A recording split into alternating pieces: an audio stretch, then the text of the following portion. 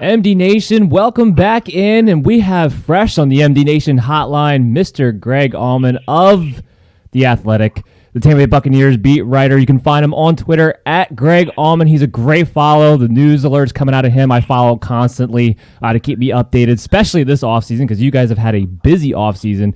Greg, first off, how are you? How's your family? Are you guys staying healthy during this time? Yeah, doing very well. Can't complain. Kind of getting into the last month of school here in Florida. And, I think everyone's kind of got a routine and hoping to see things kind of slowly get back to normal here in the summer. Yeah, I mean, especially down in Florida and especially in Tampa Bay, you want to be able to take advantage of all the warm weather you guys are having down there. I'm up here in Jersey, and we're just starting to get a little bit of warm weather. But it's been kind of hit or miss, so I definitely envy you guys down there if you can hit the beaches and they're open and everything like that. So like I said, you guys had probably the most popular offseason because you got the most popular player in Tom Brady. Just let's get into it right here. What's the expectations for him? What's the offensive system going to look like around him? Are they going to adapt to Tom Brady, or is Bruce Arians going to keep it more to what he wants to do? No, I think they definitely will do some adapting, as you would really for any new quarterback. But especially with the success that Tom Brady's had, you'd be silly not to kind of tweak your offense to his strengths. So, I mean, I think that starts with protection, given that he'll be 43 years old this fall, and just making sure you minimize the times that he's hit and brought down. He had 19 fewer sacks last year than Jameis Winston did here in Tampa, so I think the hope would be to keep that number down a much lower total for the year. Some of that is just Brady having a better internal clock and being able to get rid of the ball quickly. I think they'll throw more to the backs and the tight ends, as has certainly been his history. And I would have said that even before they brought Bob Gronkowski on board as well. Well, yeah, Tom Brady's always had that quick release. You guys put some draft capital into that offensive line this year, which was a great move. I still believe Tom Brady has what it takes. I think maybe more so than most, at least from what I've heard from other people talking about, that he still has that ability to go 20, 25 yards down the field outside the numbers and still be able to zip that thing in, which I think is more what Bruce Arians truly wants to do. Everyone thinks about the bomb, but that's not really the biggest part of the offense, I feel like. What do you think about that? Yeah, I mean, Arians just said he feels like Tom can make every throw they need him to make in his offense. I don't think he necessarily had the personnel that we'd like to have last year in New England. No Gronk for the first time in a decade.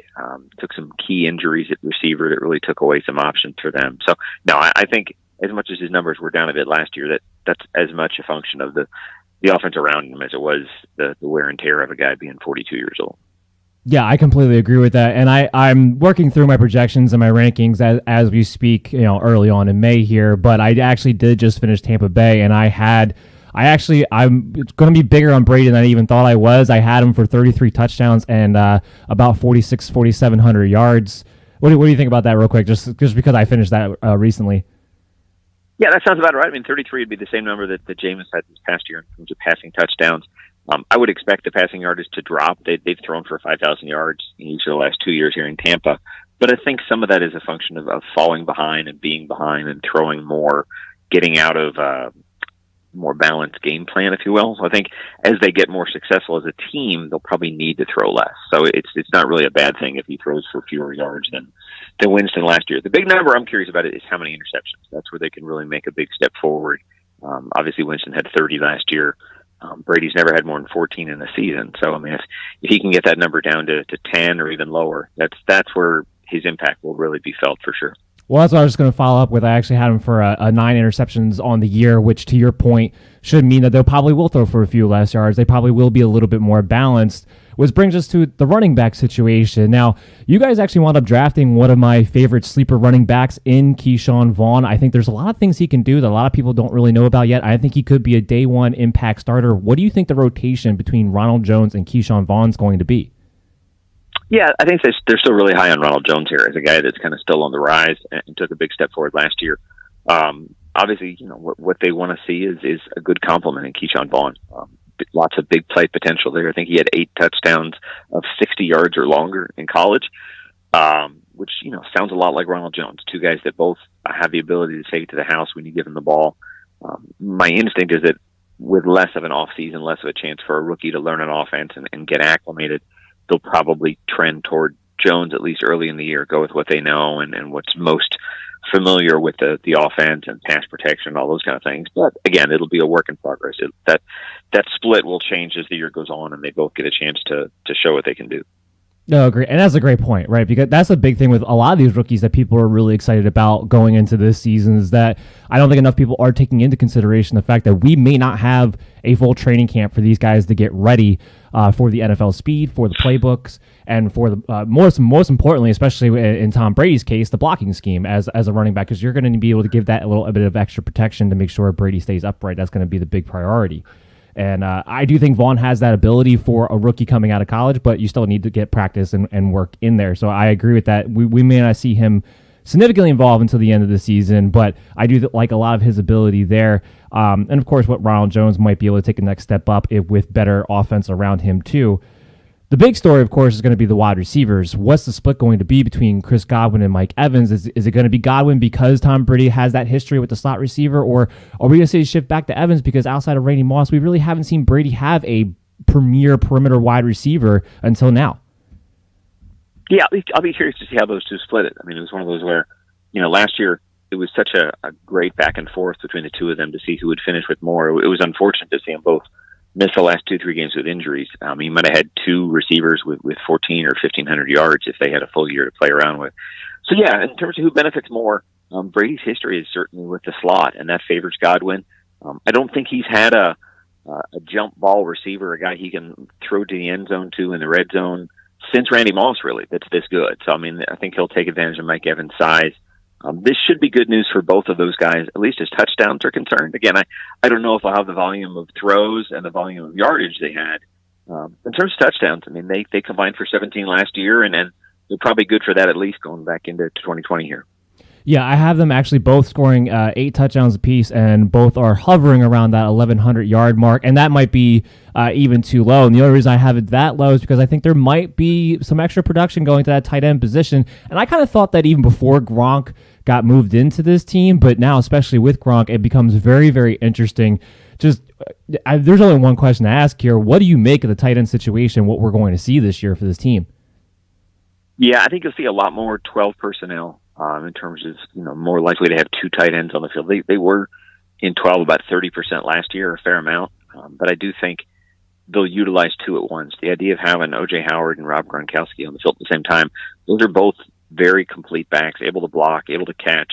I think that'll make it harder for defenses to know what's coming. Cam Brate obviously has been a really good red zone option for them. I think he's fourth among NFL tight ends in the last 5 years with touchdowns. He has 27 touchdowns. So they'll have all three out there. I think it helps in terms of injuries to not have to think about Gronkowski being a 80 or 90% of offensive snap tight end. I think to ease him back in after a year away, take advantage of how many snaps O.J. Howard was able to play last year is probably smart for both of them in terms of keeping them healthy and ready to contribute in the playoffs if they get there. Well, that leads up into my next question: is how much can we really expect to see of Rob Gronkowski on the field? Is he going to line up on the end of line of scrimmages and be asked to block, or is he going to be strictly a red zone situational flex out tight end? No, I think it'll be very business as usual for Gronk. Okay. He's stepped away for a year. Today is actually his 31st birthday. He's not that old. So if anything, I think his production was really limited by injuries all over his body his last 3 years in the league. So to have a year off, to get himself kind of back to healthy, normal Gronkowski could lead him to be in better shape than he was maybe his last year in New England. Yeah, I like that you said that because that's something I feel like I've been kind of leading the charge on a little bit within the fantasy industry to some degree as far as Rob Gronkowski and his playing shape. A lot of people seem to want to question that right away, and I kept bringing up the point he's already listed at 250. He was already doing other athletic things. He was involved with the wrestling stuff going on. He was already kind of putting on weight. They reported for the last couple of months since Brady went to the Tampa Bay Buccaneers, thinking that this was going to be a possibility. I think he's going to be in better shape than people really realize or maybe want to believe. Yeah, I think he'll be fine. I think we saw some pictures of him where you wondered if he would drop more weight. It was down to like 230 or something like that. But he said, I think he played at 260, 265 for the most part, was already at 250 the day we talked to him maybe a month ago, and he was at 250 in that day, and felt like it was really easy for him, given 3 months before the season starts, to work his way back up to 260 or something like that. So I think he should be physically very much the same as he was. And again, if anything, maybe less limited by injuries. Yeah, I perfectly agree with that. Moving to your defensive side, because there's always that defensive side aspect for both, for you guys from fantasy relevancy, and then also what teams are going to be able to do or not do against the Tampa Bay defense. Showed a lot of promise towards the end of the season, made a couple improvements here and there. What's your take on their defense right now and what they're going to be able to bring to the table this season? Yeah, they were much better in the second half of last year than they were. I mean, they were not a very good defense in the first half of 2019. But I think they took big strides, and Bucs were very happy with what their defense did the last month or 2 months of the season. A young secondary really kind of came together. They didn't really do much to change things at corner at all. Didn't draft any corners, didn't sign any corners. Added a safety in the second round, and Antoine Winfield from Minnesota. Spent a lot to make sure their front seven came back intact. Brought Shaq Barrett back on a franchise tag, gave Jason Pierre-Paul a 2-year deal, brought Ndamukong Suh back. So it's very much the same front seven that they had a year ago, and I think they hope that with the continued progress and maturation of their secondary, they can be an upper half, if not a top 10 defense this year. Yeah, I think it's a real possibility, especially with the way they played towards the end of last year. Todd Bowles is a very good defensive coordinator, so the second year under his system, I think, is going to help as well. Antoine Winfield, that was a great pickup, because this is a guy who he could play safety, he could play some nickel corner, he's a ball hawk. I think he's exactly what Tampa Bay needed as far as getting somebody who truly has the ability to create turnovers for them. I think he's going to have a big impact in his rookie year. Reminds me so much of the Honey Badger, the way he can kind of come up and hit, and I think he's even better than Budda Baker on Arizona. Yeah, I mean, those are two guys that had a lot of versatility for Bruce Arians in Arizona. I think that's what they like the most, is just how many different ways they can use him in this defense, against the run, against the pass, like you said, in a big nickel, against tight ends, as a slot corner. They still feel comfortable with him there. So yeah, I think as he gets into this, again, we don't know how much of a preseason these guys are going to have or a normal training camp, but as he gets comfortable in this defense, I think Winfield's a guy they can use a lot of different ways.